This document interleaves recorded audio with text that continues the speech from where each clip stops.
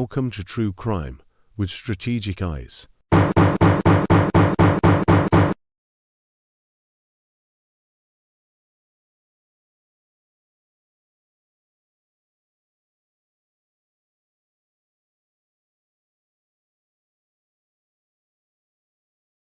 Strategic back again. What's going on, guys? Court is in session, ladies and gentlemen. Court is in session. What's up, guys? I hope you guys had a great day. Big shout out to the member, the subscriber who sent me this gavel. That was very kind of you. We did a show a couple weeks back, and I said, I got to get me a gavel. A gavel's going to be awesome. And this person hit me up by email, and they're like, hey, I'm going to send you a gavel. And I was like, you don't have to send me a gavel. It's okay. No, but seriously, it's okay. You don't have to send me a gavel. And they're like, I'm sending you a gavel. They sent me the link. They sent me the tracking, and they got me a gavel. So I appreciate you. And what's so awesome is that, look, it has True Crime with Strategic in there. Let me see. I think this one could be a little bit better, right? Look at that. True Crime with Strategic engraved on it, and I think that's really awesome. It's a very nice personalized gift, and we appreciate you, and we're going to make use of it on this channel, because when we hear the bull crap, we're going to let them know. Order in the court, order in the court. We just heard some bull crap. Anyway, guys, I appreciate you guys for joining me today. We do have a very serious show for you guys. We are going to react to the EWU, which is Explore With Us documentary, where they put together the body-worn camera, the most probative interviews, etc., in the Madeline Soto case. And I got to give a big shout out to Aki, my moderator, who and she's a part of the crew. She does everything on the show. We appreciate her. She's not the only one. We got a lot of other people who participate in the research crew who does such good work and helps us put this show together, this channel, this mission that we're on. But Aki plays a very important part as well. And she did me a favor, and she watched the entire EWU documentary for Madeline, which I have not done. And she timestamped it. And it's important, because if we just watch this whole thing, it's an hour and 11 minutes, we'd be here for 3 hours. And I don't have time for that, because I have to go to work. That's the biggest hang up, which I have no issue with, because my priorities is always what I do at work, which is helping and servicing these victims of sexual assault. But unfortunately, for you guys, it gives me a limited amount of time where I can actually do this show. So without help from the Strategic Eyes family, it's impossible to do this. Without help from the research crew and the people who participate in that part of our show, it's impossible for me to do it. And without the help of Aki, it is very difficult for me to do this show. So big shout out to Aki, guys. And if you guys want to show love to our research crew and our moderators, there is a link to give coffee to them. Please know that to support them is to support me, because they are backing me up on this mission, and they're a very important part of what we do here. So anyway, guys, we're going to get started. We're going to jump right into it. I'm definitely not going to give you guys a 10-minute preamble. Where we at 3 minutes, that's more than enough. So using Aki's timestamps, we're going to jump into this. We're going to start reacting to this and like basically honing in on these key points that Aki did. And if I miss some things, no problem. We'll come back to it. We could probably do this for more than one show, maybe a part 1, a part 2, part 3, if there are probative things that we need to jump in on, because prior to this live, we did a members only live for a couple of minutes, and I watched the first 2 minutes. So that's all I've seen, the first 2 minutes. And alone in the first 2 minutes, guys, I have seen things that I have not caught on before that I haven't seen before, that never came across my radar in the first 2 minutes. So this is going to be huge, guys. It's going to be huge, and we're going to do this together. All right, so let's set it up, and let's get down to business, guys. I might make some adjustments to me, because I think I might be a little bit too big. So let me just go ahead and make some adjustments so I can not take up so much of the screen. Perfect. Let's get that adjustment over to you guys. Great, much better. Now, 3, 2, 1, action. Let's do it. 911, what's the location of your emergency? I'm reporting a missing child. And at this point, I start to panic and freak out, because that can't be the case. She was dropped off. I remember him saying, should I have asked a warrant? And I'm like, no, you got nothing to hide. Give him your phone. If you were to go demand your phone back right now, that would look suspicious as like, what are you doing? I feel like sometimes people struggle to show real emotion when they're aware of what the truth is. If I knew anything, I promise you, I would tell you. Like, I am willing to take a lie detector test, whatever the you want, but I don't know anything. On February 25th, 2024 in Kissimmee, Florida, Madeline Soto celebrated her 13th birthday party with family and friends. The joyous occasion was quickly overshadowed by fear and panic just one day later when her mother arrived to pick her up from school only to learn Madeline never made it to class. Police and investigators launch a massive search operation, but as they piece together the clues from her last 24 hours, shocking evidence and glaring inconsistencies begin to emerge, suggesting her disappearance may be connected to a far more sinister truth. I don't believe she's still alive. She's out there. The following report is based on police records, and most of the footage has never been seen before until now. Please, Aki, I hope you timestamp this footage that we've never seen before, because I'm interested. Let's keep going. note that all persons charged with a crime are presumed innocent unless and until proven guilty in a court of law. On the late evening of February 26, 2024, the Orange County Sheriff's Office receives a 911 call from a caller with a dire concern. Do you need police, fire, or medical? Police, possibly. I'm reporting a missing child. Okay. And the child that you're trying to report missing, are you calling on behalf of the parent? Yes, on behalf of the mother. Okay. And then how long has it been, though, since you guys have last seen her? Since this morning. She was dropped off at school this morning, and apparently she never showed up. We called everyone we knew. No one's seen her. After collecting more details, the dispatcher assures the caller that a deputy will arrive as soon as possible. However, no help arrives. She calls back 2 more times. I didn't even know that it took that long for deputies to come. I know it took them a little while, but I didn't know that they called that many times and it took so long for deputies to arrive. But this right here is going to put to bed what people have been saying that, oh, Jen, some people saying Jen called 911 too. Jen never called 911, ladies and gentlemen. Jen never called 911. I don't know if that's a knock against her. I don't know. You know, I guess your daughter's missing. Maybe she's doing other things. All right, well, let's give her some grace, all right? Let's give her some grace. Maybe she's doing other things to try and locate Madeline. Maybe she's doing a deep dive on the social media and all that stuff, and the family, like, don't worry about calling 911. We're going to call 911. You start calling her friends. Maybe that's what happened. I don't know. Yeah, we kind of do know. But she never called 911. Let's keep going. Attempting to express the urgency of the situation. Do you need police, fire, medical? No, it's not a medical issue. We have a missing child since this morning. We already called 3 times. Yes, ma'am. I see you. This is waiting for a deputy to respond. You're waiting for a deputy to respond? Yes, ma'am. And how long more do we need to wait? It's a child missing. I understand that, ma'am, but I'm just not able to give out ETA. I don't know when they'll be there. So this is not important for you guys? Really? Ma'am, we were very busy in the area. Look, I understand they'll be there as soon as they can, okay? Wow. Wow. The chilling reason for the delay and what had deputies in the area so busy would soon raise more questions about the timing of her disappearance. Right. At 7:48 p.m., Deputy Joseph finally arrives at the scene to meet with the missing girl's mother, 35-year-old Jennifer Soto, and her boyfriend, 37-year-old Stephan Stearns. Hi there. Hey there. Hey there. What's going on? So, was dropped off close to school this morning, but never made it. I went to pick her up from school. I'm sorry, 1 second. Yeah. Go ahead, sir.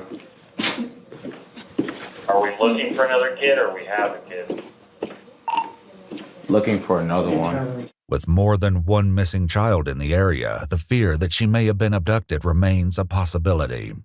So she was supposed to be dropped off at school, didn't make it to school. Didn't make it to school. I went to pick her up from school today, and she never came out. I got an email from the school saying she was absent, but I also messaged her teacher, and he looked at her entire attendance today and saw that she was completely not at school today either. Okay. So she never made it. Just had her 13th birthday. 13. What was she last seen wearing? Green hoodie, white Crocs, either blue or black pants. I think black shorts. Do you know if she has like friends in the area? She does, but she doesn't know where they live. I asked all of them. Is this like, does she like have any places that you guys know that she'll usually be at? Any friend's house? Any places that like she likes to? All right, so we kind of saw this already, and I got to be honest with you guys. I feel like I should just react all the way through this, man. I see these timestamps and stuff like that, and I trust Aki, and she does a great job. But there's so much here, and like sometimes when you rewatch these videos, you see like things that you didn't see before, things that I may not have seen, and even Aki may not have seen, and we'll just brush over it. But it's like, I don't know, like Like her timestamp starts at 14 minutes. You know, it's like, what happened between now and 14 minutes? I don't know, guys. Should we just walk right through it or should we do the timestamps? I don't know. Let's put the poll in there. I'll let this play and I'll let you guys tell me what you want to do. Do you want me to go by these timestamps and skip around this? Or you want me to just break this up into multiple videos and we just do like maybe 30-minute clips at a time because we can't be here for 3 hours and we just react to it as it comes? You guys tell me what you want to do inside of the chat. I'll let it keep playing. Hang out? Not typically, no. Not typically? No. Okay.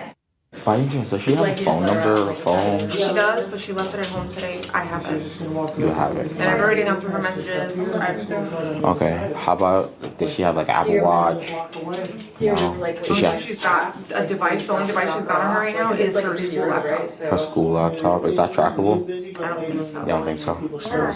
It should be. It should be. If the Wi-Fi's turned on, it'll try to connect to the Wi-Fi. So if I like circle here. It connects to any video system. Without her cell phone, the laptop is their only hope of tracking Madeline's location. Attempts were made to locate the laptop, but unfortunately, the last pinged location was near downtown Orlando on February 22nd, 4 days prior to her disappearance. Does she not have a history of running away or anything? She's just hanging out last time kind of thing? Possibly, I don't know. She got dropped off. She was like, so she's embarrassed by his car. So she didn't want to be dropped off at school. She wanted to be dropped off like half a block away so she can walk. It's an image thing. She's in the face. But he dropped her off half a block away and drove away. Okay. Did she ever go to school though? No, we called school. All right, so this officer needs to clean his body-worn camera. I know I could be critical of people, but listen, this is what I do. It's my profession, okay? He does need to clean his body camera. It's not supposed to look the way it looks right now. It looks that way partly because they're redacting faces, but it's also very dirty. So clean that, buddy. And I want you guys to focus on Stephan Stearns. Let's focus on Stephan Stearns. Let's look at his body language, ladies and gentlemen. Let's see what emotions he's giving us in this pivotal moment. I know we've been here before. We've all been here before together and on our own. But this is a time for us to look at the nuance. Let's look at the things that we weren't paying attention to when we first saw this video. Let's keep going. Well, I was walking in that direction. She was rifling through her backpack, just looking for something. I thought maybe she was just looking for headphones before she got her walking on. Yeah. But she was just kind of, shambling over in that direction. It looked the same as any other morning. A sudden phone call puts the room on high alert as family and officers alike wait to hear if it's news about Madeline. Hello? Yes? Hi, Principal. I'm okay. How are you? Stephan leads officers to the location where he believes he dropped her off for school, but a parent's struggles with his memory give them a less than ideal start. Was it here? It was along this stretch. I can't remember the exact spot, but it was around where these communities were. Oh, thank you. So it's like around where these communities were. Okay. And it's just like in this stretch, like we. Yeah, see, I didn't even look over this before. I mean, this came out, but I didn't really look over it because there's so much to do. This is my first time seeing this. And when you got somebody who's leading you somewhere, like people, their memories are exact when it comes to certain things like children, stuff like that.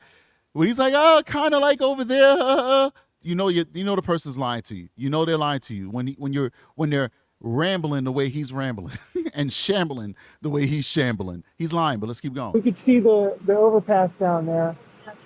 Where's the school? Just on the other side of the overpass. With a general idea of where Madeline was last seen, officers begin to search a nearby apartment complex for any sign of the missing child. No cameras as of right now. I can't believe that in this day and age, there's no cameras pointing out anywhere. Yeah, I'm trying to see if we can find something. Yeah. Meanwhile, Deputy Joseph appears to have better luck as he reviews surveillance footage at a church half a mile from Madeline's school, where a young girl fitting her description was captured on camera in the early morning hours. There's like a car pulled. Yeah, he left and she walked onto property. And then she actually dove back onto property. I guess she left. So she's still sitting there. And Ventura, what's the other? Now, I told you guys this before. I actually saw the actual video. It was a news broadcasting of it that has since been taken off the internet, probably for privacy reasons, because we know that that's not Madeline. They actually showed it. This was very early on, like breaking news as this stuff was like unfolding, and they showed the video. It's very grainy. It's night vision, and it's because it's early in the morning before the sun came up, and you see the kid, and they're like, and I know for a fact I saw it, and some of you guys saw this too, but it wasn't Maddie. We know that, but they're redacting it now. But this video was shown to us. But let's keep going. We're saying, right? She left her phone on to me. It's like that feels intentional, you know. Like I don't want to be tracked. I'm gonna try bumping it up like 10 minutes to see if she's on there. Yeah. Oh wait, there is a person getting out of the car. She's gone. She's by 9. Hopeful that Madeline's movements can be tracked, a K-9 search unit is dispatched in the intersection near the school where Madeline may have walked. The stakes are high and every second counts, but after nearly 15 minutes of searching, they've yet to pick up her trail. I mean, if I had to guess, get out of there. If I had to guess, you probably went that way. But, ow. He dumped her off here, or he dumped her off, up ahead? Okay. And she walked this way, coming down. So her scent's probably all over here anyway. Yeah, it's a tough one. What are you telling me? No. Okay. Yeah, we can call it. Back at the church, Deputy Joseph shares what he saw on the surveillance footage with Madeline's aunt. Okay, it's blurry video, but it looks like a adolescent child sitting right there. And I don't see her getting into anybody's car in the video. I see her sitting on property for give or take 10 minutes and then walking off property. I don't know which way she went from there and get more video. Show the bridge or anything? No. Speculating that Madeline may have wandered away on her own, the officer asks if there's anywhere she may have gone that she wouldn't want her mother to know about. And guys, this plays in perfectly with what Stephan Stearns was looking for as a perpetrator. He wanted the police to go off course. He wanted them to chase false leads. And so I don't know if he drove by the area and saw a child there and said, okay, I don't think he's that sophisticated. My understanding from covering this topic, covering this beautiful little girl, I got a lot of feedback from people who live in the area. And one thing they told me is that drop off and pickup at the school becomes very busy and congested. And so I felt, just by looking at this from Google Maps and as an outsider who doesn't live in this area, that it's a far walk from this church to the school.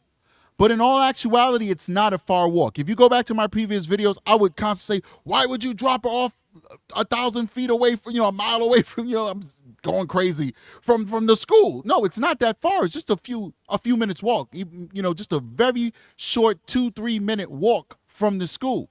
It looks a little dangerous and crazy because there's an overpass and a highway and all that, but it's not that serious. It's walkable. So from my understanding from parents that actually live in this area, a lot of them drop their kids off at this area, and some of them pick their kids up from this area.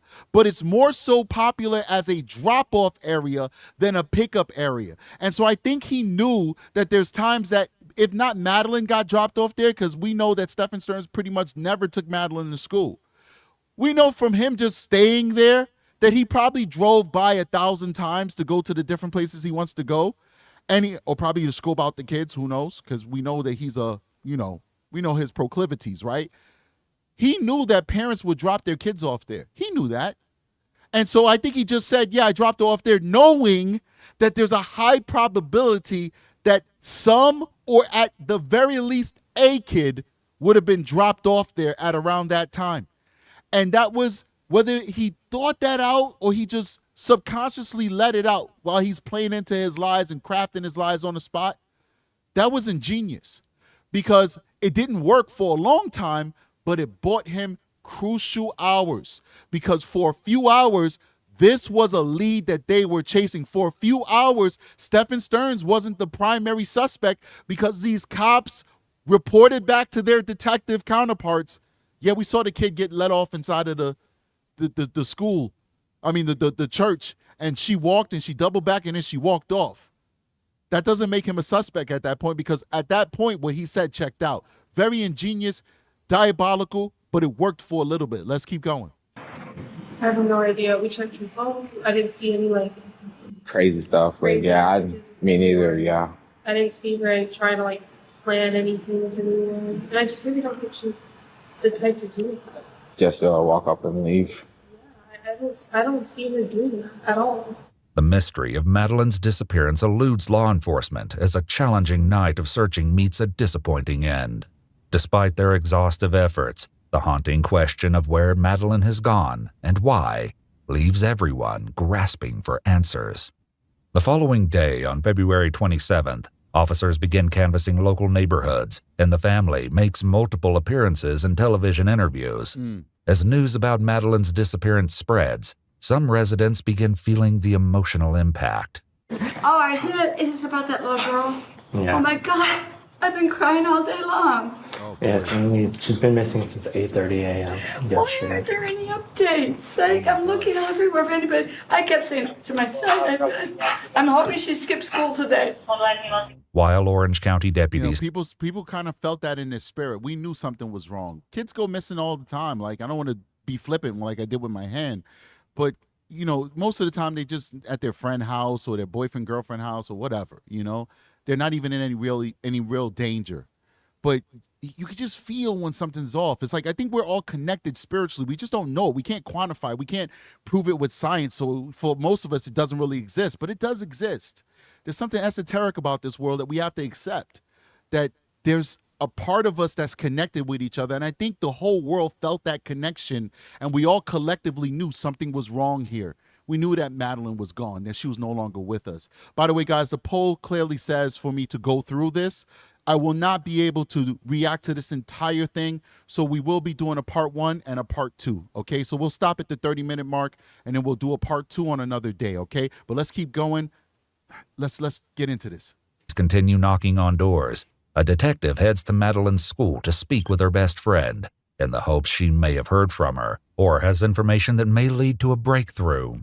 I thought it was fishy yesterday when she didn't text me at all, because usually even if she doesn't go to school that day, she texts me like the night or the day of, like she'll wake up early just to like text me like, hey, I'm not going to school.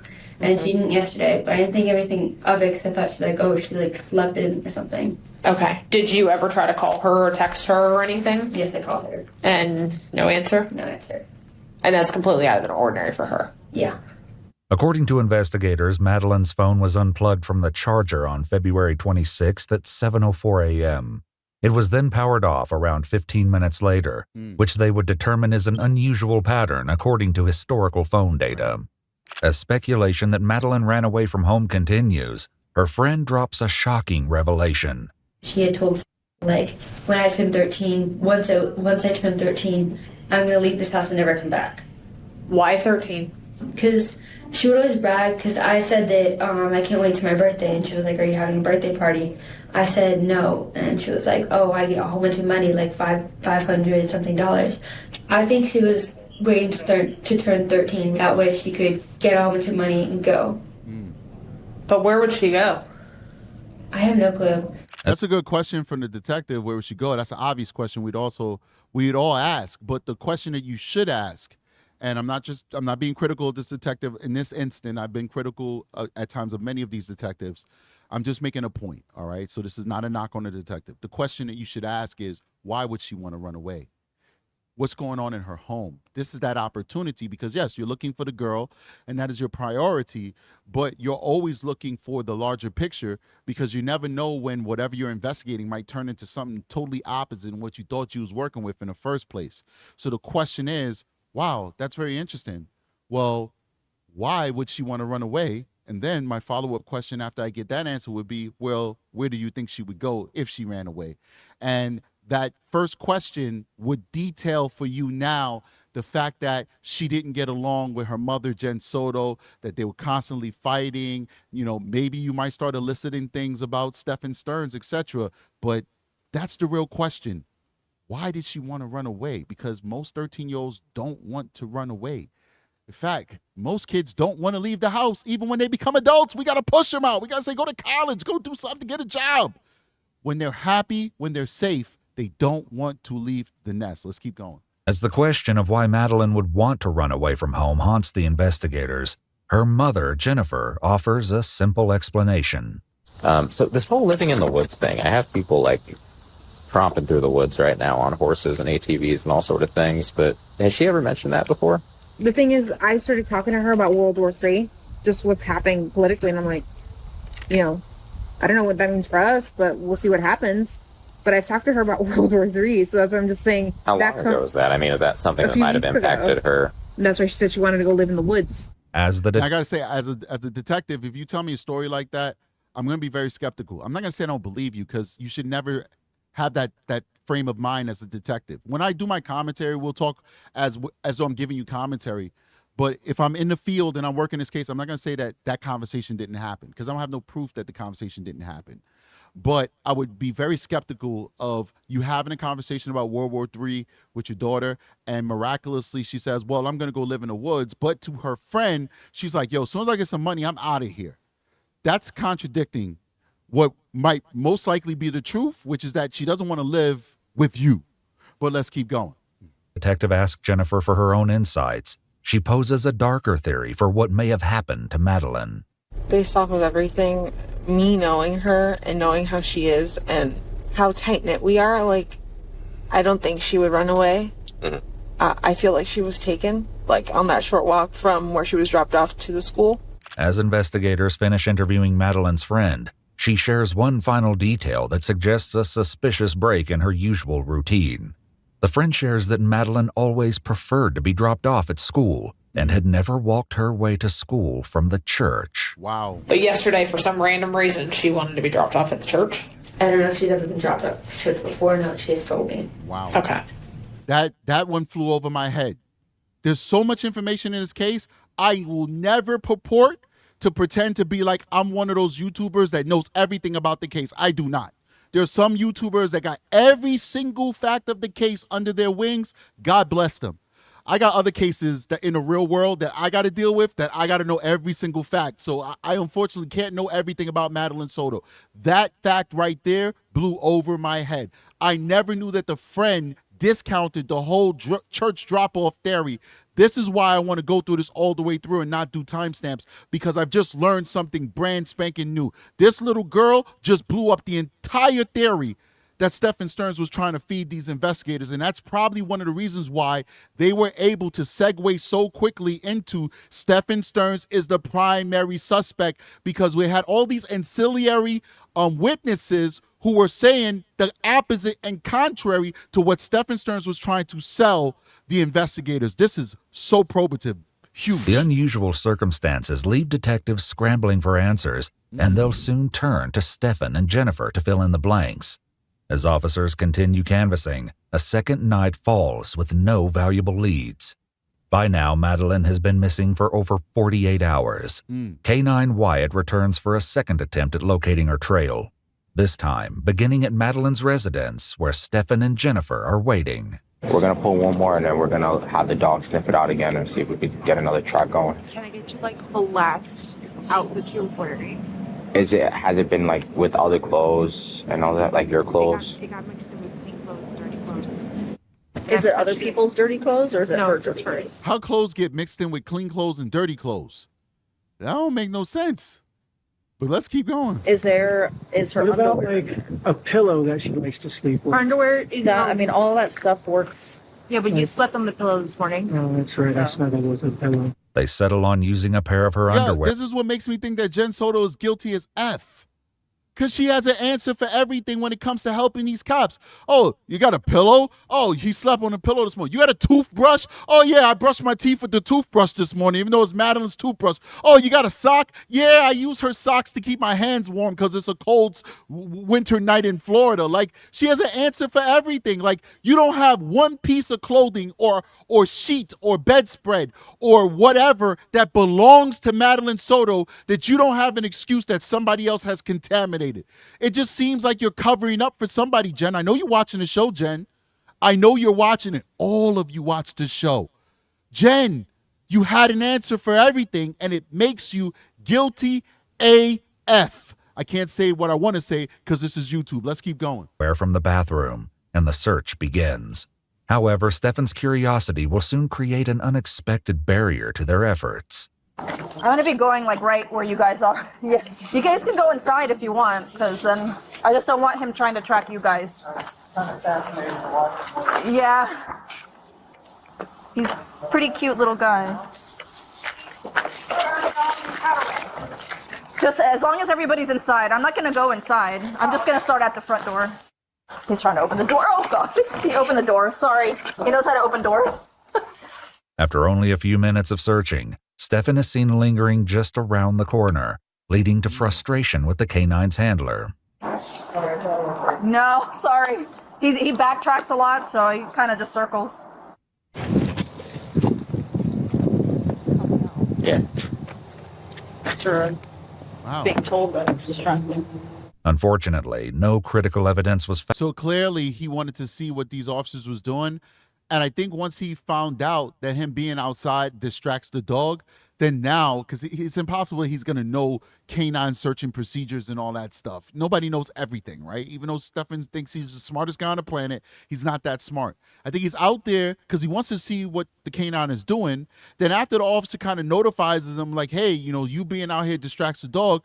I think at that point, he's purposely out there now so that he can distract the dog. This guy is cunning. He really is. He's very cunning. Found in the second canine search, and concerns around Madeline's whereabouts continued to escalate. By Friday, March 1st, 5 days after she first disappeared, Madeline is still nowhere to be found.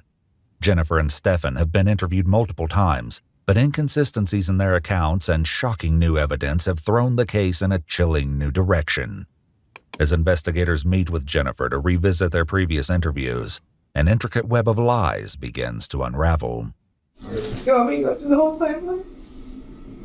Yeah, we'll start with Sunday. Maybe do Sunday. Sunday birthday party.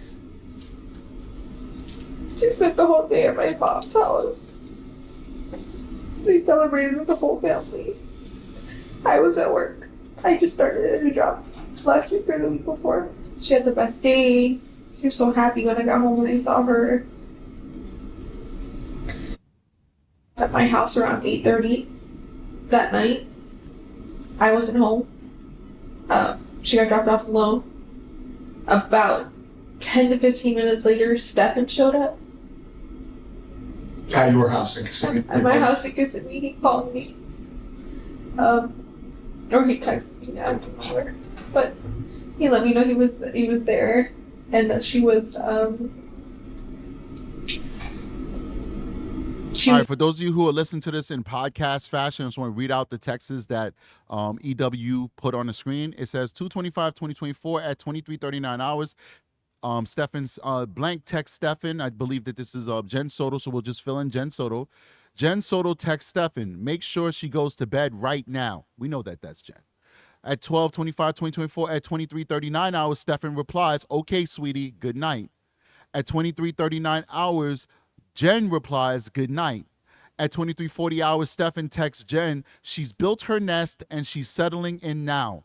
At 23:40 hours, Jen Soto replies, okay, good. Now, let's listen to what she's saying. She was getting ready for bed. She was doing her routine. Stephan previously explained to detectives that he doesn't live with Jennifer full-time, but rather splits his time between her house in Kissimmee and his parents' home in Northport, Florida, nearly 150 miles away.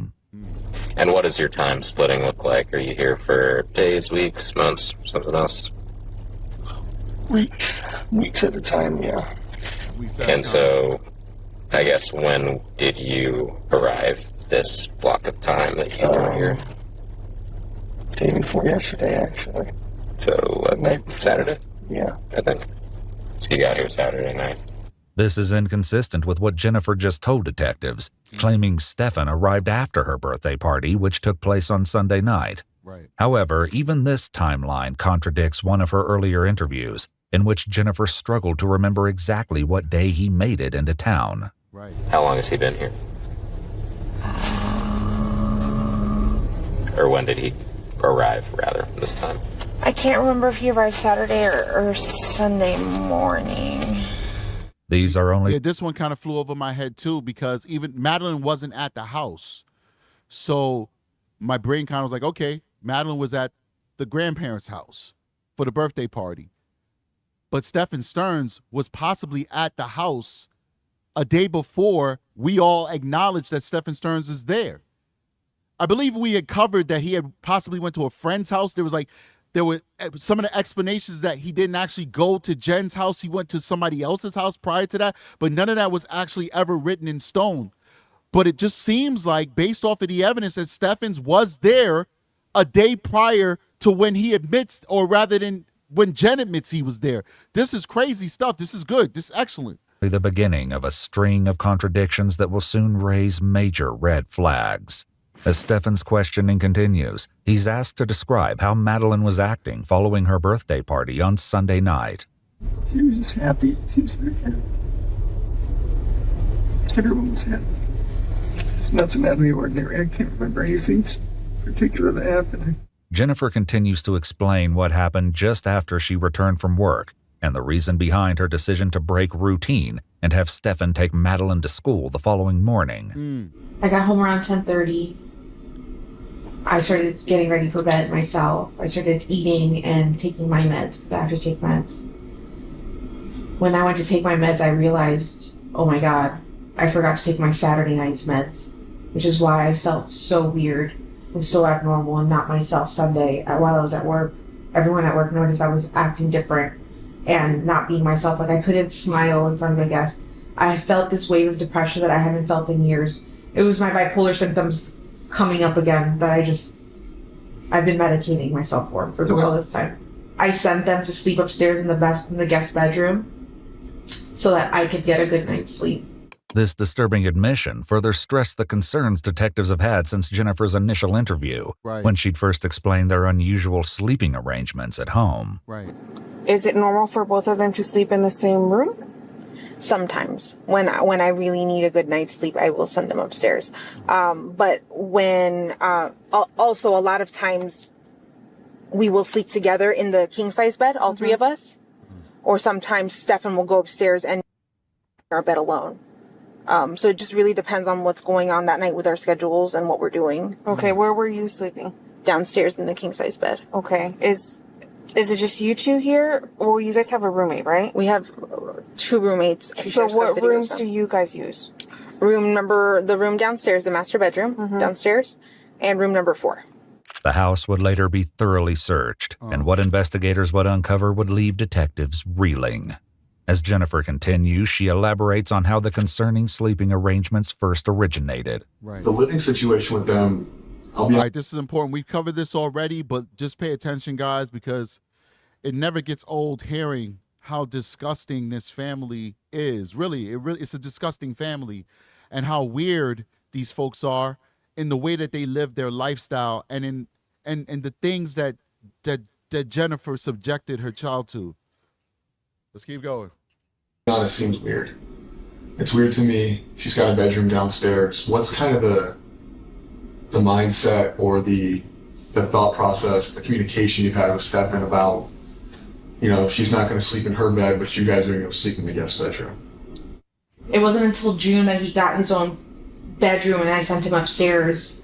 That's where the requests for sleepover started. All right, I got to go back a little bit because I told you guys I have my Meta glasses on. So wifey was sending me messages and you can't hear it, but it's like blasting in my ears. So I was like, oh, okay, take the hamburger meat out of the freezer. Okay, the hamburger meat out the freezer. I got it. And you guys remind me too, because I'm going to forget. So take the hamburger meat out of the freezer. Okay, so let me go back because I didn't hear what she said, because I had two competing speakers in my head. The speakers here and the speakers in the glasses for the Meta glasses. So let me bring that back a little bit and let's listen to that one more time. We have two roommates. So what rooms do you guys use? The room downstairs, the master bedroom downstairs, and room number 4. The house would later be thoroughly searched, and what investigators would uncover would leave detectives reeling. As Jennifer continues, she elaborates on how the concerning sleeping arrangements first originated. The living situation with them, I'll be honest, seems weird. It's weird to me. She's got a bedroom downstairs. What's kind of the mindset or the thought process, the communication you've had with Stephan about, she's not going to sleep in her bed, but you guys are going to go sleep in the guest bedroom? Yeah, I mean, it makes it seem like she's just serving Maddie up to this guy. It's like, what this detective is asking, and listen, this guy is awesome. This is our detective, Kevin.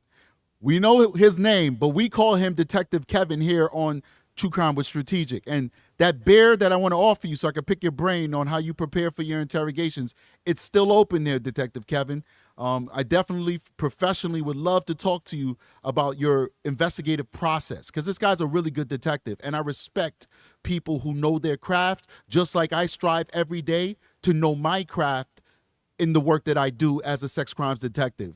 So from one professional to another, you do an amazing job, Detective Kevin. Now, that being said, right, what he's asking her is, how do you, in a nutshell, I'm paraphrasing for you folks, how do you determine when she sleeps with him and when she sleeps with you and when y'all all sleep together? Like, what is the process, the thought process? Like, how do you figure that out? Like, how do you say today is 3 of us in the bed having a Maddie sandwich? Anybody who doesn't know what a Maddie sandwich is, go check out the video that I did on Tyler Wallace, Maddie's biological father, and you'll find out what a Maddie sandwich is.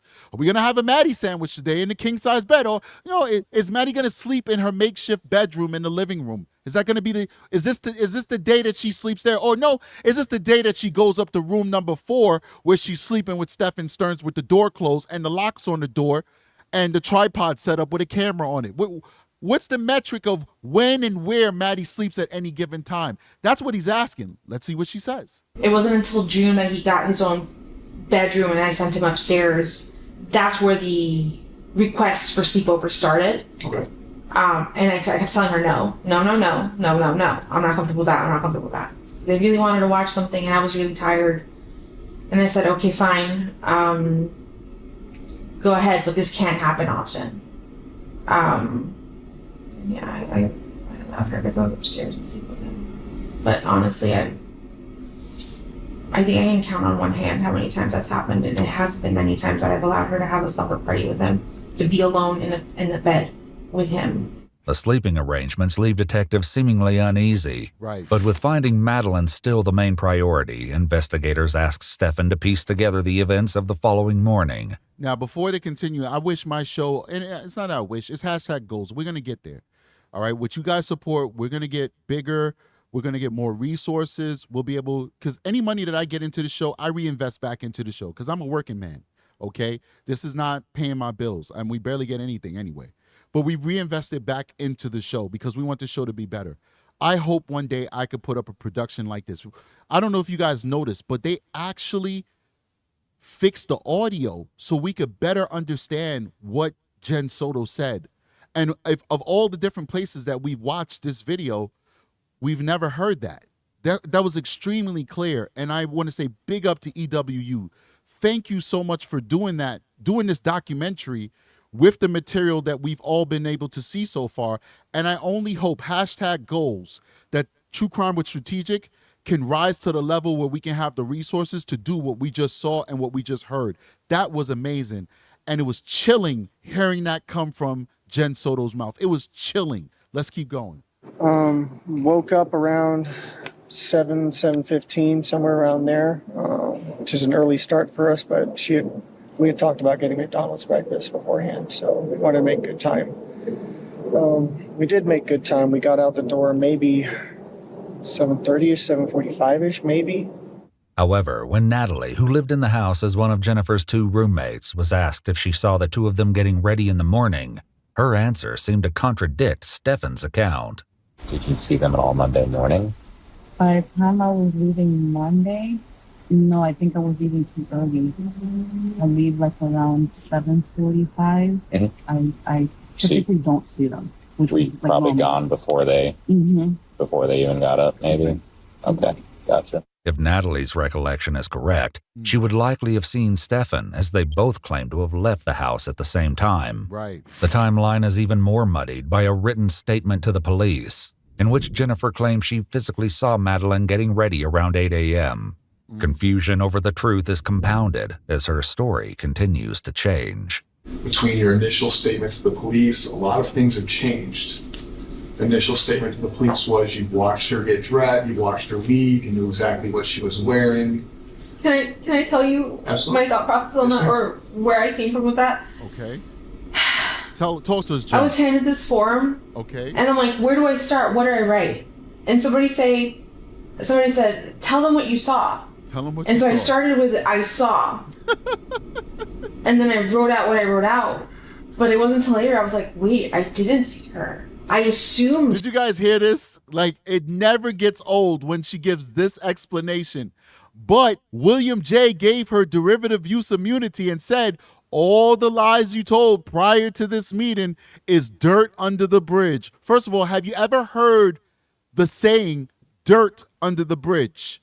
All right, I'm West Indian. I'm from the islands, and we are the king of sayings. And I've never heard anybody say dirt under the bridge. It's water under a bridge, okay? Dirt under the bridge does not exist. And William J. said that all of her statements, like this wonky lie that she thought these well-trained detectives, and by the extension, all of us people, she thought we were all dumb enough to accept this explanation. She told this lie to this guy, but according to William J., it's dirt under the bridge, but whatever. I was given a form, and they said, tell us what you saw.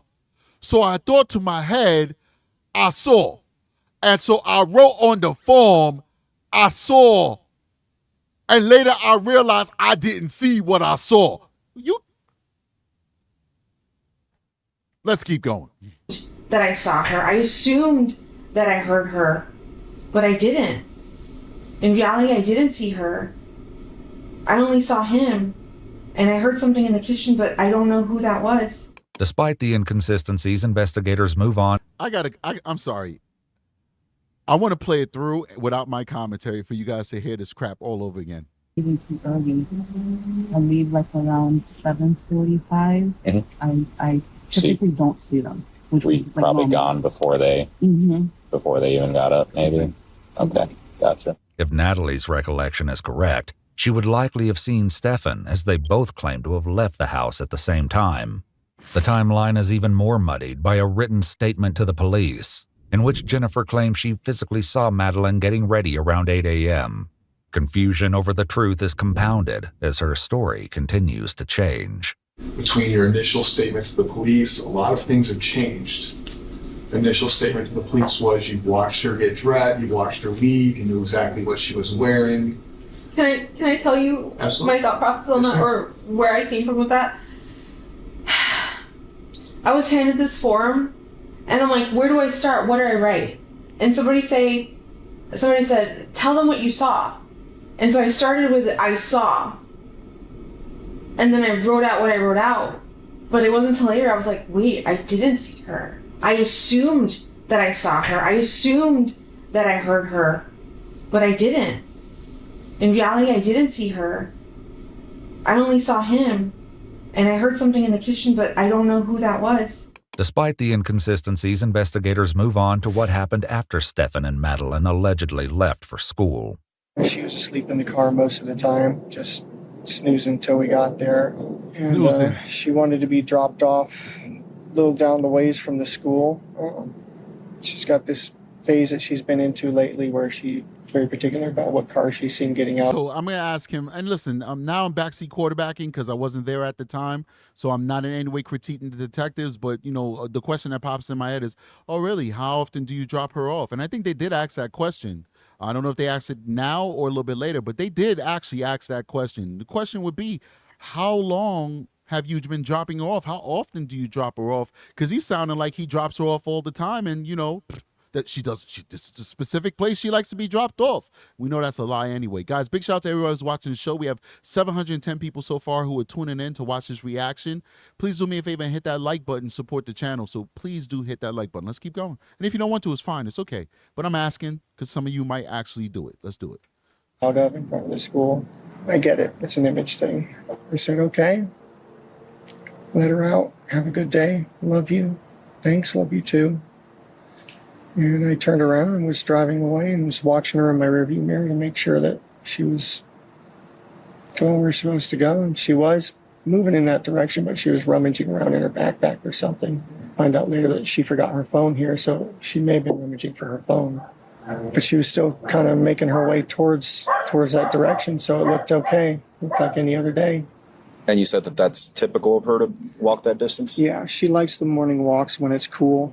And she will sometimes like to hang out and wait for her friends. She's known to do that. His statement seems to have raised suspicions with investigators, as Madeline's friend informs them that it isn't typical for her to be dropped off anywhere but in front of the school. That's huge. Stephan also claims to have dropped her off between 8:20 and 8:40 a.m., but when confronted with what detectives saw on local street cameras, Stephan makes an abrupt change to his story. So why is your car seen going southbound at 8:10? So meaning going toward Kissimmee. Mm-hmm. I had forgotten my gate clicker. I'm sorry. I forgot. I had gone back to the house real quick after we left. I actually had to go through the front gate and use my parking pass to grab my clicker. So it was the wrong time. I'm sorry. Like I said, I was guesstimating these times. I'm not a morning person. Okay. So yes, we'd gone out. How far did you get before you came back down when you realized you forgot your clicker? Nearly all the way to the school. So you guys came back here to get your clicker? Correct. So when we look at the cameras in the front, it's going to show you coming back in Correct. here with her in the car? Yes, with her in the passenger seat, Okay. yes. Footage from the apartment shows Stephan pulling up to the complex trash compactor at 7:35 a.m. in his silver sedan. Wow. He's wearing a red-colored shirt as he throws a trash bag inside the compactor and pulls away. A female, believed to be Madeline, is visible in the front passenger seat, appearing slightly slumped over. Right. So when the roommate left, he was already gone. She was already in the car, Madeline, with him throwing stuff out and then going to where he's going to dump the body. So that's why the roommate didn't see her. It's crazy. So guys, we are going to link this video into the bio or the description rather, and inside of the chat. So go check it out. But do me a favor. Do me a big favor. When you go over to EW, which is a massive channel, please let them know that True Crime with Strategic sent you. Just say it in the comment section. True Crime with Strategic sent me over here. They don't shout anybody out. I'm not looking for them to shout me. I just want them to know that I appreciate what they've done with this and that I'm sending people over there to see this masterful work that they've put together. That's not that kind of channel. It's not for me getting clout, not for them to put me on their channel, nothing like that. I want them to know my appreciation for what they've done for this little girl. So please do that for me if you don't mind. Now, guys, let's keep going. Wow, this is huge. They leave and return to the apartment at 8:19 a.m., where Stephan appears to speak briefly with a security guard. Madeline still appears to be in the front passenger seat. The security guard was later interviewed, but his account burns another hole in Stephan's story. Do you remember a resident coming through in a silver Lincoln sedan? I do remember, but not his face. I talked to him. He showed me his little clicker, and he's like, "Hey man, I'm clicking, it's not working." And then I went and I clicked the button. He went inside, and I just remember there was a woman like sleeping beside him with a green shirt. If Stephan already had his gate clicker, his reason for returning to the complex falls apart, leaving investigators to question what else he may have lied about. That's a fact. They determine the trash compactor needs a closer look and begin the process of gathering a warrant to search its contents. Meanwhile, with more questions than answers, Stephan continues to explain what happened next after he returned to the area near the church and dropped Madeline off. What did you do after you left the area? I left to go to the local vape shop because I needed some more vape juice. They weren't quite open yet, so... I remember when I first heard that, I went crazy over the vape juice because I hated the way Stephan Stearns talk. I still do, so I don't know why I'm saying it in the past tense because he's still talking to us. And then people had to correct me and say, Strategic, it is called vape juice. I just thought that was a silly name that Stephan Stearns gave that stuff because I don't vape. I don't know nothing about that stuff, but I was wrong. It is called vape juice, but I just hate the way Stephan Stearns talks and the way that he expresses himself. It makes normal things like, I'm going to the store, sound diabolical. Like I hate him. Like, oh my God, I hate the way he says he's going to the store. But anyway, let's keep going. I ended up going back home. Waited about an hour or so and then went back and checked the vape shop again. It was open, so I got what I needed there and came back. Do you remember what time you came home? The first time was probably right around 10, close to it. Probably finished at the vape shop and came back home again a little after 11. Okay. You said the first time that you hung out was a little bit, right? Yeah. Was there when you got here at 10? Okay. I think so. She might have been at her blood appointment. Let me double check. It's okay. We don't have to ask her right now. Sorry, everything's a blur. So she might have been here. She might have not have been here I the first time. believe she was here because she was sleeping in as much as she possibly could because she's been messed up with a new work schedule. So she had to be here because she didn't want to sleep in. With Stephan struggling to remember whether or not Jennifer was home when he arrived back at the apartment, investigators turned to Jennifer herself for confirmation. She wasn't home. When Stephan called me around 10:18 in the morning, I had stepped out to go get blood work done. So it's another lie that they caught him in because she's saying, yo, I was out and I spoke to him or whatever. But I don't know, something popped in my head. It's my toxic masculinity. I'm sorry. You guys know it always shows this ugly head. No matter how much I try and hide it, my toxic masculinity always shows this ugly head. You know, a lot of times in this culture and society we live in now, we kind of want to take away the machismo of men. Well, this is what you get when you take away the machismo of men. You get this bumbling beta male, Stephan Stearns. That's what you get. That meanders and talks like, this is what you get. A bumbling pedo beta male when you take away what makes men men. That's all I got to say about that. Let's keep going. I'm sorry. I didn't mean to change the topic. Jennifer herself for confirmation. When Stephan called me around 10:18 in the morning, I had stepped out to go get blood work done. And he had just let me know that he just got back home from running a few errands. I asked, did you guys ever just stop at McDonald's? And he said, no, she changed her mind. He tried convincing her a few times, but she did not want McDonald's anymore. At what time did you leave the house yesterday in the morning? Or what time did you step out, rather? I'm going to say around 9:30. You left around 9:30. And then Stephan called you around 10 to say he got home? Yeah. Cool. Though Stephan claims he spent time with Jennifer before leaving for the vape store a second time, Jennifer's account suggests she wasn't home until after he returned.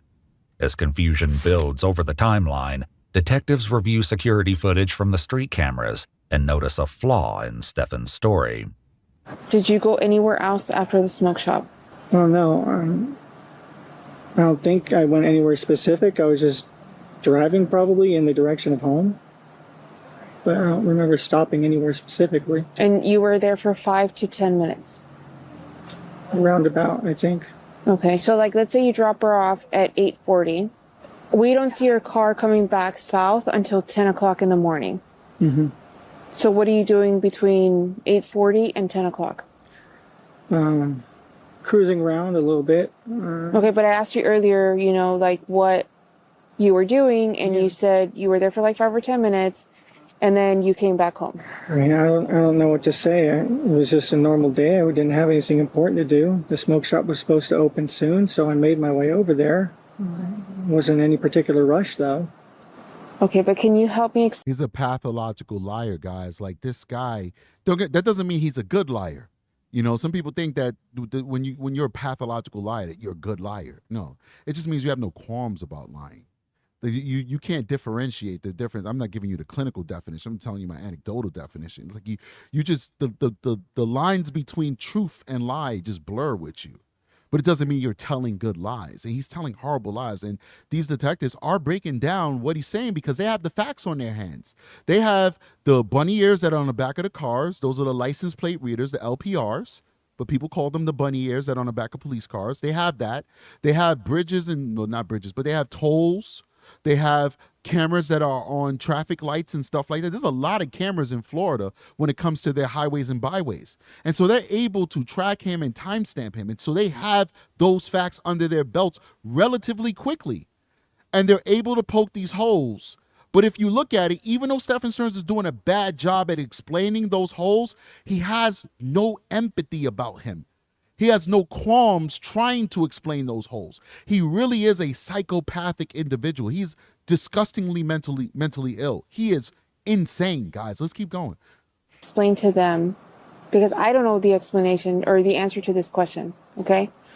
So can you help me explain to them why there's such a delay in the time? No. With Stephan unable to provide an answer, more surveillance footage will need to be reviewed to track his movements. Meanwhile, a suspicious act by Stephan raises serious alarms for investigators. I left my phone at home in the morning, too. I was so busy riding Herd over to get us out the door on time that I left my phone. She left her phone. We both left our phones. Did you have your phone when you went to the smoke shop? Not the first time after I dropped her off. I was still without it. I got my phone and went back to the smoke shop. Later when I got home. And then I also noticed, I was checking your call history. I noticed that you don't have anything before this morning. Is that unusual on your phone? No, it's a new phone. Stupid. I went to do an update yesterday morning, and I don't know what the... Pardon me. I don't know what the heck I did, but somehow during the massive OS update, I managed to factory reset my phone and lose all of my contacts, all my information. Jennifer also corroborates this story as she explains the moment the supposed accident took place.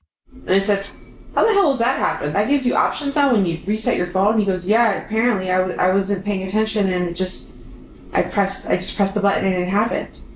Okay, so we're gonna keep going for a few more minutes and we're gonna stop it. Like when I feel like it's transitioning into that next part, we're gonna stop it because I gotta get ready to go to work. And I got to check on my son. And I also still want to take some phone calls. So I need to give some room for that as well. And then we're going to do the part 2 tomorrow. All right, we're going to do part 2 tomorrow. What I'm going to do is when I go to work, I'm going to buy me a Celsius because I'm going to be tired because I'm going to get off of work 2, 3 in the morning. And then we're going to be doing this all over again tomorrow. So I'm going to get me a Celsius and I'll be ready to rock and roll with you guys. So, but just know this is going to be a part 1 and a part 2. This will not be a part 3-er. Just be a part 1 and a part 2. And we're going to cover this whole thing. But a few more minutes, and then we're going to go to the phone calls, all right? And I definitely want to hear from you guys, all right? Let's keep going. I said, oh, that's unfortunate. That sucks. When asked, Stephan voluntarily hands over his phone, and investigators begin a forensic download to determine its contents. They uncover that at 12:12 p.m. on February 26th, the phone was factory reset by manually navigating to the device's settings, and that it had nothing to do with a system update. Right. They also discovered that a password must be entered and that it's unlikely, if not impossible, to be done by accident. There's like multiple levels of security on Samsung phones, which he has, and I had that phone, and I went from Google phones, like actually made Pixel phones made by Google, to first I started with Galaxy phones, and then I went to Google phones, which are Pixel phones, and then I went back to the Galaxy phones for the S22 lineup, and now I got the S25. I've had every single series because Samsung, if you buy their new phones directly from them, they literally give you the newest phone for free. I just got the S25 Ultra for $300 after I did the trade-in and all the coupons that they give you. The bottom line is, not to give you a commercial about Samsung, but the bottom line is that there are multiple levels of security you have to go through before you factory reset your phone. And I think one of those is a massive lawsuit. Like if it's so easy to factory reset your phone, people would sue because they would lose vital things, passwords to accounts, stuff like that, family photos, documents, whatever. So we all knew when we heard that was bullcrap. It was something that none of us believed, and certainly the police did not believe it as well. Let's keep going. In the meantime, Jennifer explains that Stephan had an intense reaction to leaving his phone in the hands of the police. So earlier that day, I think Detective Hunt came, or somebody came, and asked Stephan for his cell phone. If he would willingly give it up so that they can look at it, or if they would need a warrant. And I remember him saying, should I have asked a warrant? Should I have? And I'm like, no, if you've got nothing to hide, give him your phone. And I think we hung out in the house for a little bit, and then when you guys came in the evening, and you guys told us to wait outside, and we waited in my car, he started getting very anxious and very panicky, going, I want my phone back. I want my phone back. And I said, listen, at this point, it's their phone. It's theirs for ever. I don't give a We will buy you a new phone. It doesn't matter anymore. Whatever they need, they need. Like, let them look at it. So here, well, I think we're going to stop it here real quick. I just want to say something real quick. This is kind of like where Jen kind of waffles, and I don't understand if she, at this point, feels like the jig is kind of up and she want to protect herself, or she's inadvertently throwing him under the bus, because we see her going back and forth between trying to protect Stephan. But this is a statement you give when you're trying to basically steer the detectives in the direction that this person is hiding something. You wouldn't give this type of statement if you were trying to protect somebody. But yet, this interview will continue and she will find out even more damning evidence about Stephan Stearns and what he's doing to her daughter. And then she will defend Stephan Stearns. So Jen Soto just literally perplexed me on who she is, where her allegiance lies, and exactly what she wants to accomplish throughout this whole ordeal. Did she want justice for Maddie, or did she want to protect Stephan? Did she want to protect herself? She's so confusing on where her allegiance lie. I can say like the least of her allegiance lies with Madeline. We've seen that. But it's like, who is Jen protecting? Who is Jen's priority? Because we'll see moments of this where she's protecting Stephan, and then we'll see moments where she's kind of throwing Stephan under the bus. Like, I don't know. So we're at 32:53. We're going to start part 2 at this point. We might go back a little bit so we can get some context. I want to bring it over to me real quick because I want to take some phone calls, and I don't know how you guys feel, but the phone calls is the best part of the show to me. So let me upload that. Let me get that software running. And I want to take you guys' calls, and then I got to go take care of my son, and then I got to get ready to go to work, and I got to do what I do. All right. So the software is up. Aki, if you have that phone number at hand, please post that phone number inside of the chat, and I will also place it too. The more the merrier. And I want to hear from you, beautiful people. I definitely want to hear from you. So let me go ahead and grab that phone number, settings. All right. Phone number, copy, and now paste that bad boy. All right, perfect. Cool. Pin. All right, so the phone number is 518-639-6283. 518-639-6283. I want to hear from you. I want to hear what you want to tell me about this situation. Also, we could talk about anything. Like I say, when you call the Strategic Eyes Show, True Crime with Strategic, you could talk about whatever you want. It's all good. If I don't want to answer it, I'll just tell you I don't want to answer it. If you're rude, we'll just hang up on you. But which hasn't happened yet because people are just awesome. All right. But you never know. You know, it's first time for everything. But certainly I want to hear what you guys think about what we just watched with this EW documentary on Madeline Soto. But we are open to talk about whatever. So please do call us up. Let's talk about it. If nobody calls in, that's okay too. We'll just end the show. But we definitely want to hear from you guys. And for everybody who's watching right now, please hit that like button, support the channel. We only ask for the like button because that's what it takes to get into the algorithm so we could be seen by a wider audience, so we could grow this show. We have a goal of getting to 100,000 subscribers. And we can't get there without you guys, right? So you guys are our raison d'etre. You guys are our vehicle to get to 100,000. Let's get that first caller. What's going on, caller? Welcome to True Crime with Strategic. What's your name and where are you calling from? Oh my God, my name's Christina and I'm in St. Cloud, Florida. I've always wanted to get to be on one of these calls. Oh, wow. Well, welcome, and we appreciate you for supporting the channel. You're here now. What you got for me? So I left a comment earlier while I was watching your live today. And I was saying, you know, we've all been wondering why she had this idea of running away at the age of 13. And they did mention, or the friend mentioned, that she seemed angry on the phone with Stephan. And it seemed like she was expecting gifts. She was expecting stuff. So what if she had that idea in her mind because maybe he promised her money or something on her birthday? So she kind of thought, I'm going to get this money. This is what I'm going to do. I'm going to run away. And it didn't happen. And maybe that's why she was upset with him on the phone. It's possible. It's definitely possible. Once again, there's no such thing as a bad theory because we don't really know what happened. My theories along the line of what they were discussing, I just don't feel like the level of anger that Chris Stearns, the father of Stephan Stearns, as he was basically relaying to police and to some of the various interviews that he's done, the level of anger that he describes Stephan Stearns was exhibiting doesn't seem to coincide with him arguing with Maddie over money or birthday gifts. And I could be wrong because I don't know Stephan Stearns' baseline. I don't know him in his everyday life. Okay. But to me, it feels like it's more more aligned with having a discussion over pregnancy or something like that. But that's my theory I've been working with for a while. Another bizarre thing about Jennifer Soto is if you're watching the very first clips where they're at the house and they're interviewing her, she says things in the past tense, or like she already knows what's going on. For example, when the news reporter was like, "Wow, how do you feel?" I noticed she was like, "Yeah, one day she's here," and then Jennifer Soto finished the sentence and saying, the next day she's gone." Like, it's weird for her to keep saying that she's gone when she's just missing. Yeah, like, she's done a lot of that.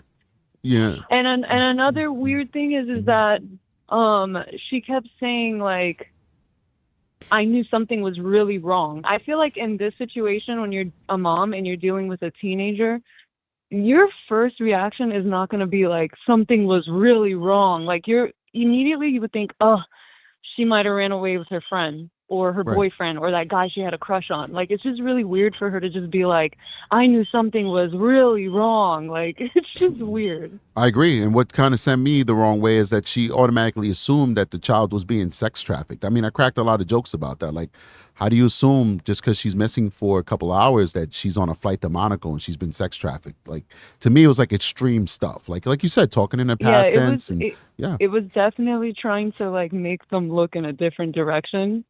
But yeah, I just wanted us to be on here, and I just wanted to let you know that your show is amazing. I watch every single one that you put on, and I'm currently actually at work.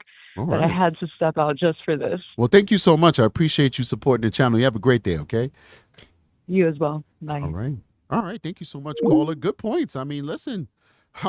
I mean, she talked in the past tense. We heard that ourselves. She had these outlandish, theories as to what happened with Madeline. Like, it seemed like she was trying to send people in the wrong direction, but that's just our opinion. Big shout out to everybody who's been supporting the channel. Just want to read a few of them out.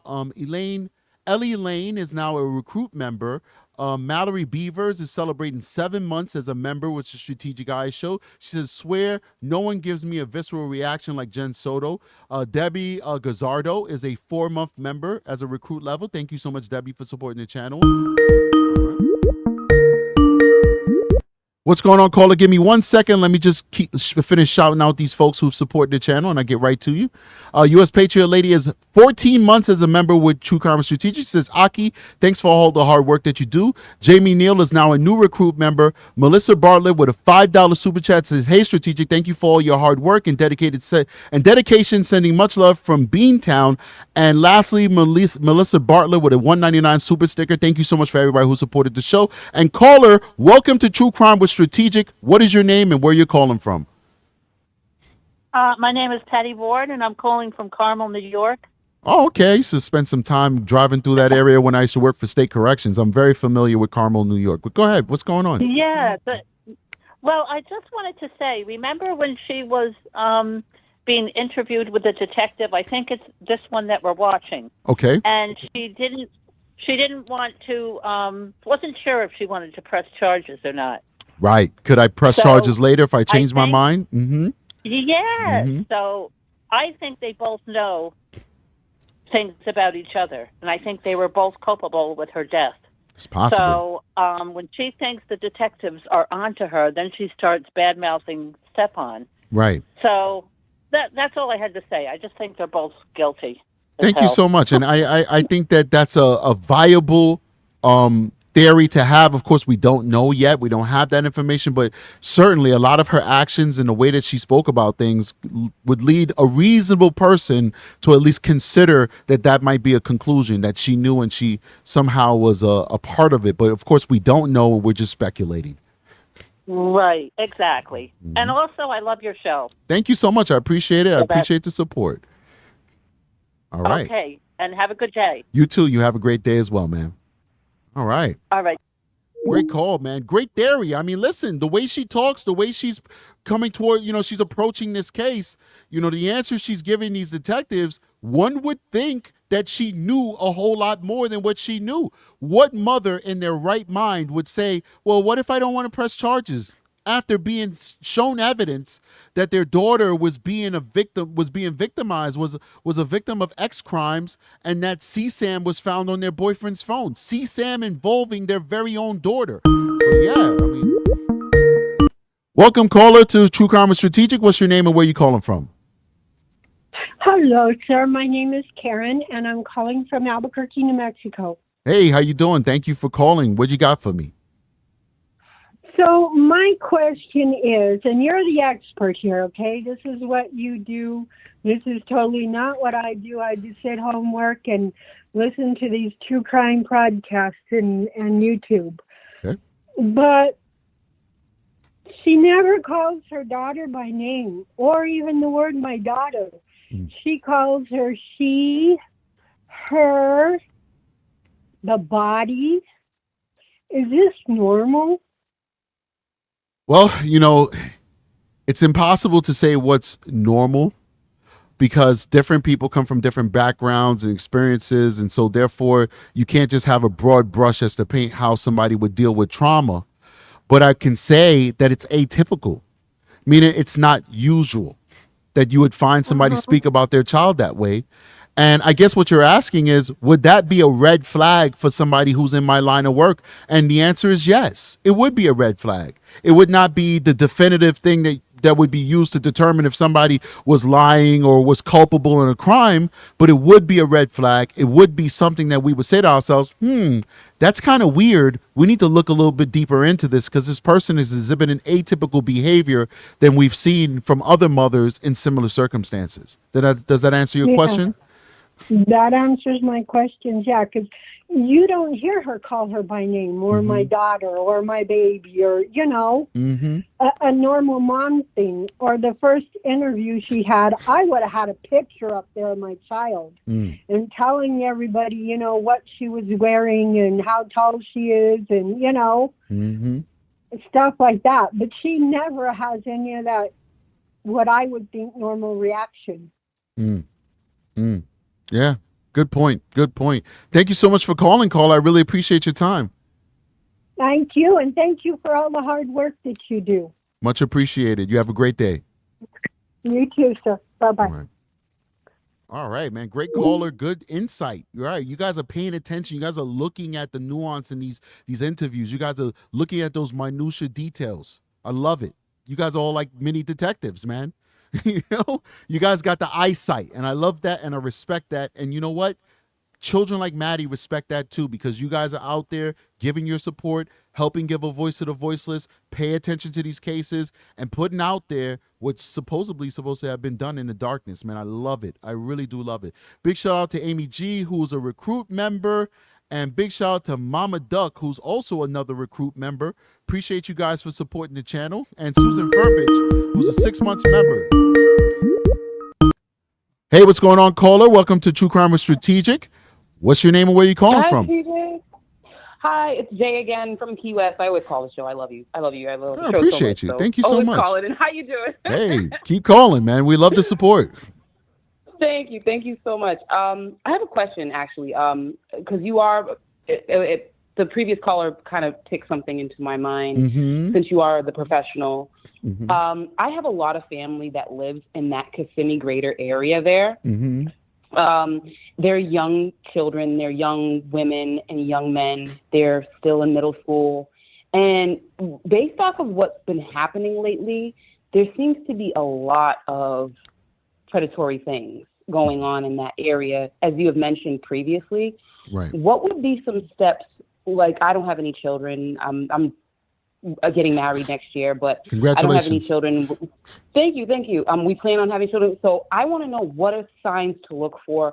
What are questions that I can ask without coaching? You know what I mean? Because sometimes you might be too, what's the word? I feel like I'm long-winded now. Like you might, be pushing for an answer that may not be true. So how do you approach children in a way to make sure that they're safe and no one's doing anything to them? All right, it's a really good question. And before I answer your question, I'm going to do something unorthodox. I'm going to take myself off the screen and I'm going to mute my mic and I'm going to blow my nose because I could barely talk right now. I'm so stuffed up. And then I'll come back and I'll answer your question. So just hold on. You don't even got to go anywhere. Just hold on. Perfect.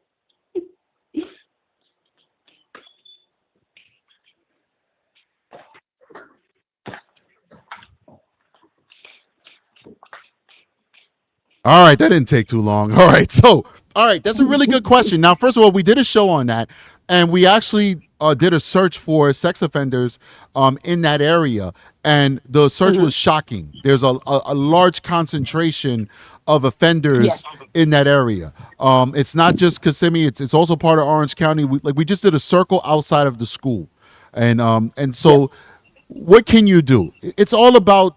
First of all, it's a process that is about good parenting. So it's not something that starts when a kid is 13.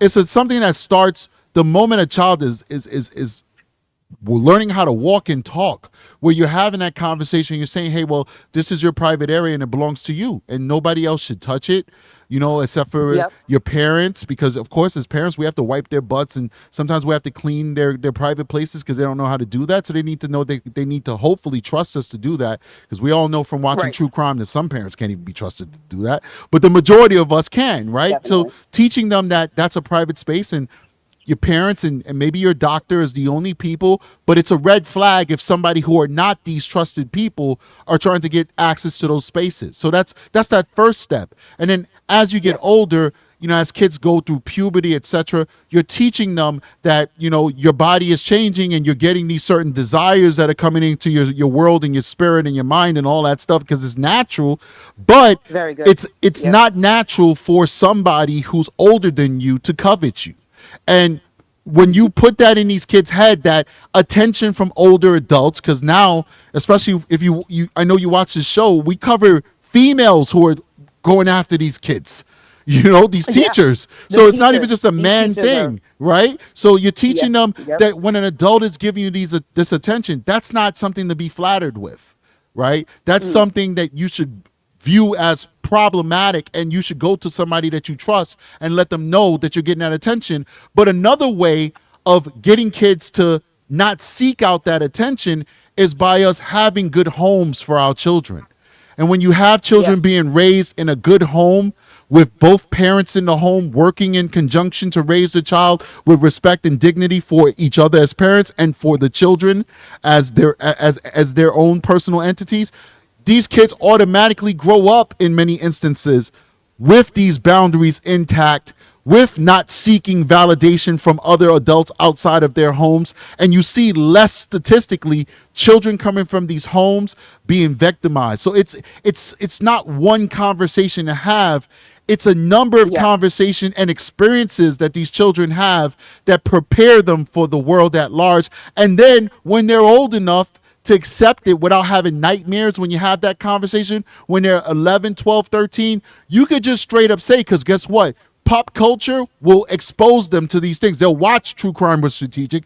They'll watch Law and Order. They'll watch SVU and NCIS and the movie in the blockbuster theaters, and they'll see what predators are. They'll watch the local news and hear about predators. And then you could just have that conversation like, listen, we live in the Kissimmee area, and unfortunately, because, economics is economics, we can't afford to move to Hollywood Boulevard, okay? And in our community, there's a lot of dirty, nasty people. You can say it just like that. And you need to be careful when you go to that bus stop, because there are people who are monsters who are out in our community right now who might hurt you in the worst way and even take your life. And you could have that conversation with a 12 and 13-year-old and say, this is some of the things that you need to do to protect yourself. Yeah, I agree. It is what it is. Those are some great tips, because I worry. I worry for them. They're good-looking kids.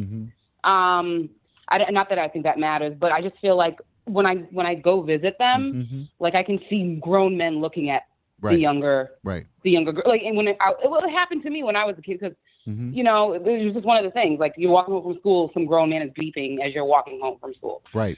And those that happens a lot. And shame on the male population that a sizable enough part of our population are horn dogs, and they will do that. They will see the 16 and 17-year-old and not care if they're 20 or just 16, and they'll do that. But that's annoyances, and that's disrespect.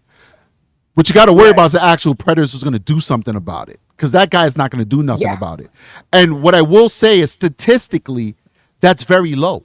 Statistically, that guy stopping his car, running around to the passenger side and trying to grab you in and throw you in, is infinitesimally small. What you have to worry about is the father, the brother, the uncle, family, the friend, the boyfriend who's in that house. That's who you got to worry about. That's who you got to worry about. So that's an interesting conversation, because sometimes the person who's supposed to be having these conversations is the person you got to worry about. Yeah. It's that dad. True. It's scary. You know, it's that boyfriend. And that's why I'm so big on keeping families together. Unfortunately, it doesn't always work. Like, you know, sometimes you have babies with bad people. You get married to bad people. You got to separate, go your own way. And life is not over. You got to find love somewhere else, right? But if possible, people go to therapy, keep your families together, because most likely daddy is not going to molest his own daughter. Most likely it's stepdaddy. It's stepdaddy. That's true. It is, because when I see my daughters walking around, and sometimes they, you know, I go put some clothes on, but they got their boys' short on. That's my blood, man. I don't look at them like that. But you can't be guaranteed about that man that you met at the club a year ago. When he sees your 16-year-old who's developed walking in, he's looking at her like she's another woman. As a woman, you guys think, oh, he just look, that's his stepdaughter, that's his daughter. No. This is the same guy who's honking at that 16-year-old who's driving by because she's developed. Right. He's looking at your daughter like she's a woman. He's looking at her with lustful eyes because that's not his blood. That's not his kin. And ladies, you got to be careful with that, man. You really have to be careful with that. You got to. I don't know what the solution is. I am really disappointed in the female population as of late, because what is really going on? But that's all I had. You got it. Thank you so much for calling. Thank you too. Have a good day. You too. Bye. And guys, in no way am I blaming women for moving on with their lives. Absolutely not. I'm just saying you got to be careful, because you guys deserve love. What's going on, caller? Welcome to True Crime with Strategic. What's your name? Where you calling from? Hi, it's Darlene. What's up, Darlene? From Hamilton, Ontario, Canada. Yeah, what's up? From the 51st state. Hi. What's happening? I'm just joking. Oh, it's cold up here. Yeah, I'm sure it's really cold. It's cold over here too, but thank you for calling. What you got for me? It's just something I noticed earlier when you were talking about him texting her. Mm-hmm. And he was saying in the text, it said at 23:39, she texted him. Yeah, she texted him first, right? Yeah, I think she called. I don't have it in front of me, but I think she texted Maddie first. Ready for bed. Right. Yeah, get her ready for bed. But then when she was talking to the police officer, she said she got home at 10:30. How could she get home at 10:30 if she was texting him at 11:30? It's very true. I mean, so there's an hour discrepancy right there. There's a lot of holes in her story. She said yeah, she said she was home, but she texted him an hour later. Mm-hmm. So that's, you know. And then she said that he got home at 8:30, but it was Maddie who got home at 8:30. Right. One of the times, like her story, like, is so full of holes. It's like a sieve. Yeah. Very, very sad. But unfortunately, it's dirt under the bridge. So we should just thank William J. It's just dirt under the bridge. Yeah, but I think what they're waiting to do, they're waiting for her to testify against him, and then they're going to slam her. Well, ma'am, you're in Canada, so there's a big difference between your criminal justice system and ours. No attorney is going to allow his client to testify who might have culpability like Jen Soto without an immunity deal. So what they can subpoena her to testify. They can say, we're ordering you to come to court. But Jen can go on the stand, and her attorney will tell her to say this. Jen will go on the stand and she will say, I plead the fifth. Self-incrimination. Because if she testifies and she says stuff that could incriminate her, that could be used in a prosecution against her. So it does not benefit her to testify against Stephan Stearns, because we've heard what she says when she gives statements against Stephan Stearns. She incriminates herself, does she not? Right?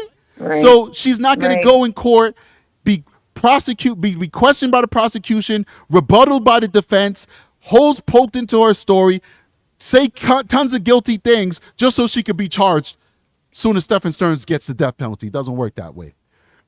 But I never even thought about the 5th. It is what it is. Oh, thanks for calling. I'm goodness. gonna take the next caller because I'm gonna be done with after thank this you. one. All right. Thank you. Thank All you. right. Bye-bye. All right, we're gonna take this last caller. You're the last caller, the last one. All right. So make it count, okay? Make it count. So but let me give you my spiel, okay? Welcome to True Crime with Strategic. What's your name and where you calling from? I am Sara Adams, a behavior analyst from Oregon. Oh my God! I didn't even know it was you. So look who. Oh, I know. We're gonna end the show with a friend of the show. So go for it. What you got for me? I just wanted to say, I'm overwhelmed by the sadness, the tragicness of all of it. Okay. And it all makes me think. It makes me want to expand on your idea of family. I mean, don't get me wrong. Family is family is family is family. Family. That's who you trust. But as a community, we need to do better for these kids. In any way possible, we need to do that. We need to be the heroes. You know, whether it's a school counselor, whether it's a peer, you know, we have to make it more comfortable for these kids just to talk to a counselor, to be willing to say, hey, my friend told me something today and I'm kind of scared about it. Right.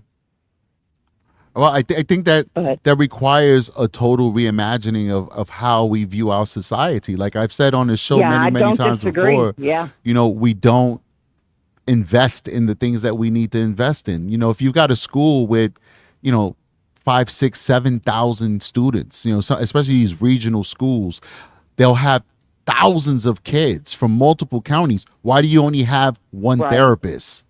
Why do you only have one social worker? You know, why is that therapist making $40,000 or $50,000 a year? You know, when if they're in private practice, maybe they make $150,000. So then you have to ask yourself, why is this therapist, who might be a nice person that you talk to when you come pick up your kid and they have a nice smile and they're kind, why are they working for the school if all they're making is $50,000 when they could have made $150,000 in private practice? The point is, you may not be getting the best.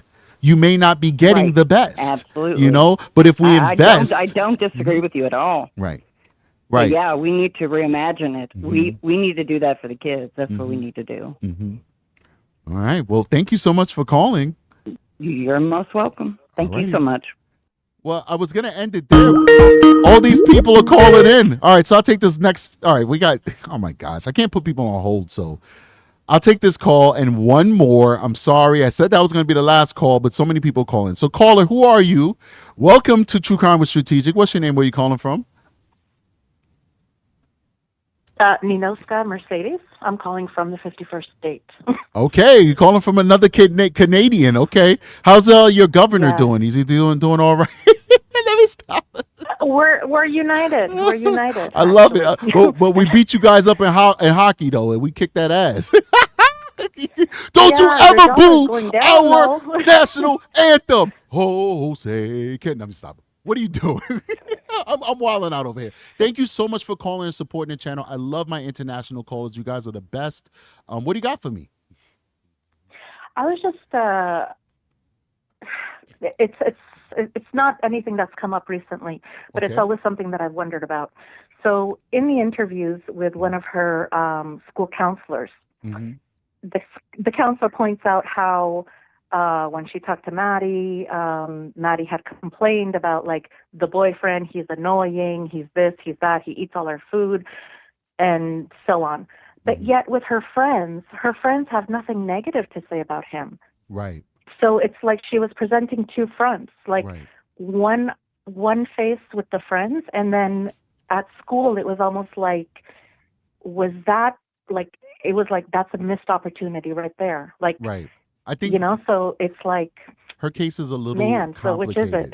I think her case is a little complicated in that Of course. I've always said this from my opinion, because the earliest videos that they found on Stephan's phone was him abusing her full on at 8 years old.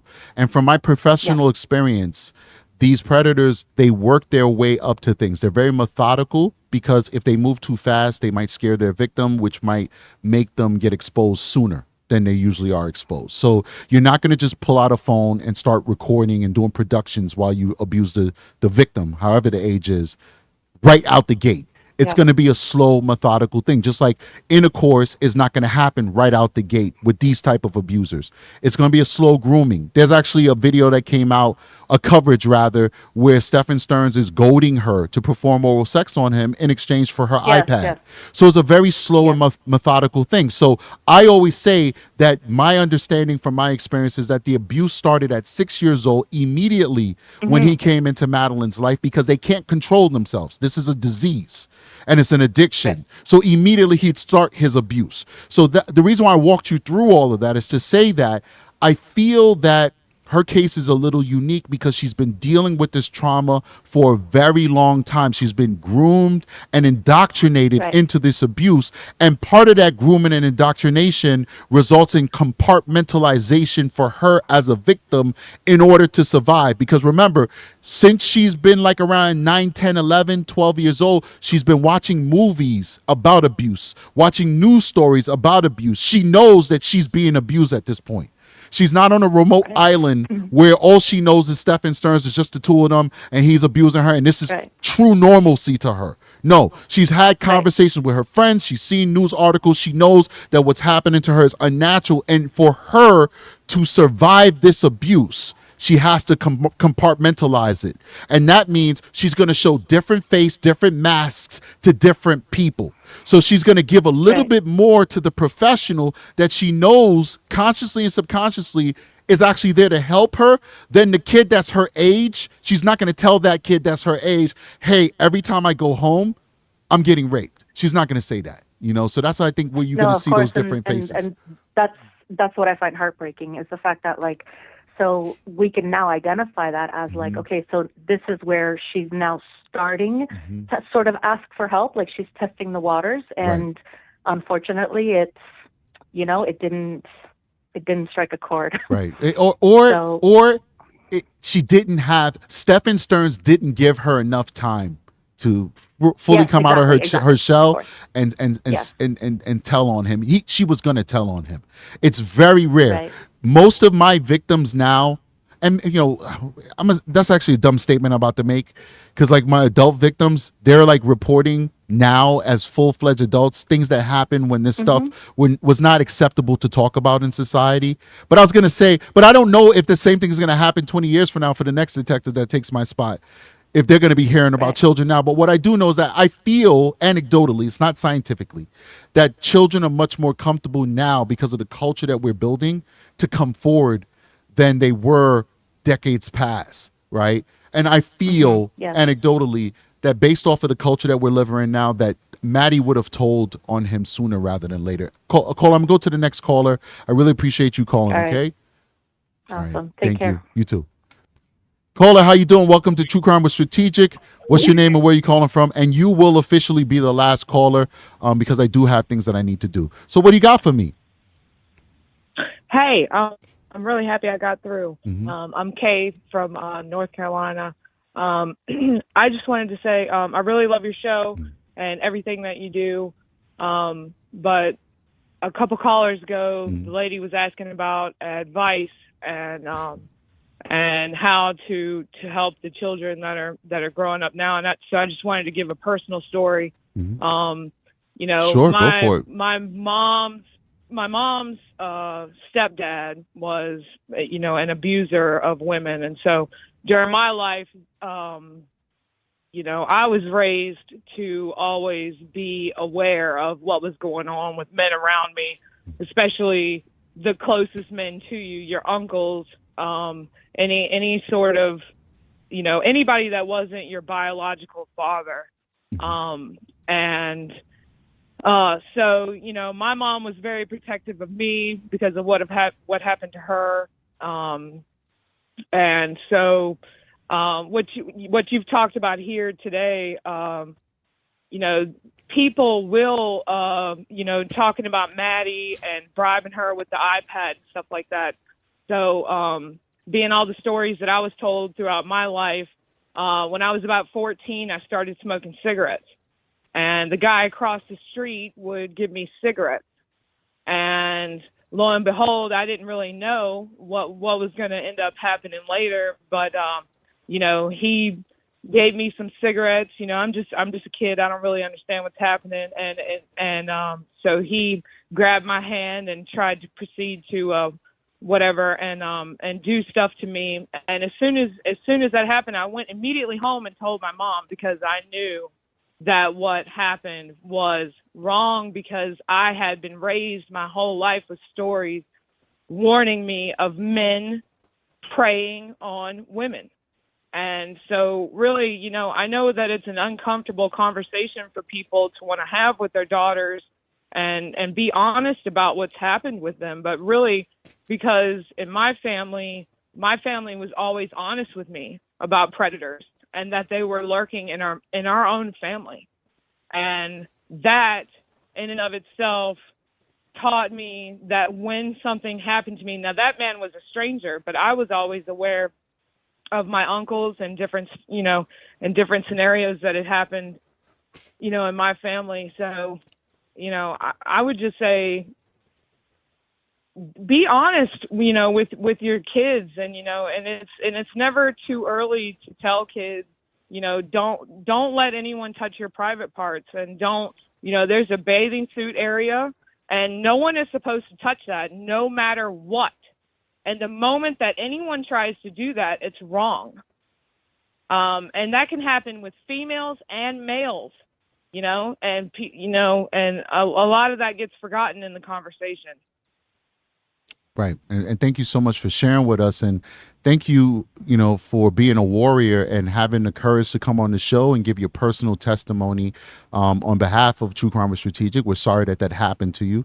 I hope that, that man was brought to the authorities, and hopefully you were able to get some justice or something out of that. Well, my family took it upon themselves. My parents went over there and knocked on the door. My dad grabbed him up, by the collar of his neck. And, my dad took care of it himself, and stuff like that. But that man, was charged later with different stuff, But thank God that I said something and that people were aware of what was going on, the same way that my parents made me aware that predators can lurk around every corner.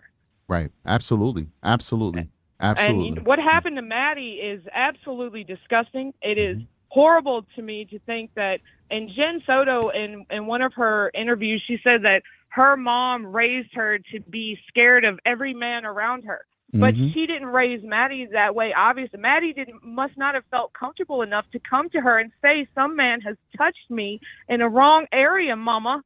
Right. Absolutely. And, so, even if, I was 14 when that happened to me, but I knew, even as uncomfortable as I was going home that day, I was scared to tell my parents. I was scared about what would happen, but I did it anyway, because I had always been told that was what I was supposed to do. If anyone ever touched me in my privates or made me touch them in their privates, I was supposed to tell them immediately. And that's what I did, because, and so regardless of what the consequences were, and I was scared. I was scared. I wasn't allowed to go with them when they went over to that man's house. Right. My dad went over there and, and did whatever they did, and it never happened again. I never went back over there. Right. I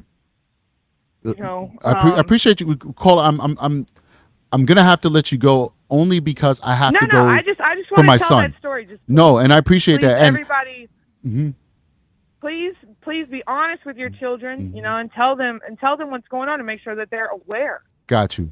That they can tell you what's happening. I agree 1,000%. All right. Thank you so much for calling, caller.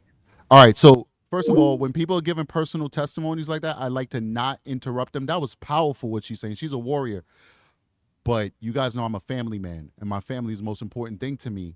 And I got to go. I got to go check on my son. So I would love for that caller to call back another time and definitely give us even more, if she's willing, about what happened. I'm curious as a process.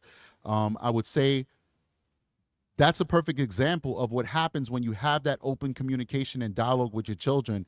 They're not afraid to come to you and tell you when horrible things happen to them, even if they feel like they might get in trouble for something bad that they may have done. So I'm pretty sure she probably felt like, well, am I going to get in trouble that I was actually smoking cigarettes? And, to a child, that might be the biggest thing on the planet. Oh, I was smoking cigarettes. They'll probably be mad at me about that. But she didn't care because her parents raised her, come to us, share with us, and that they were able to do what they have to do.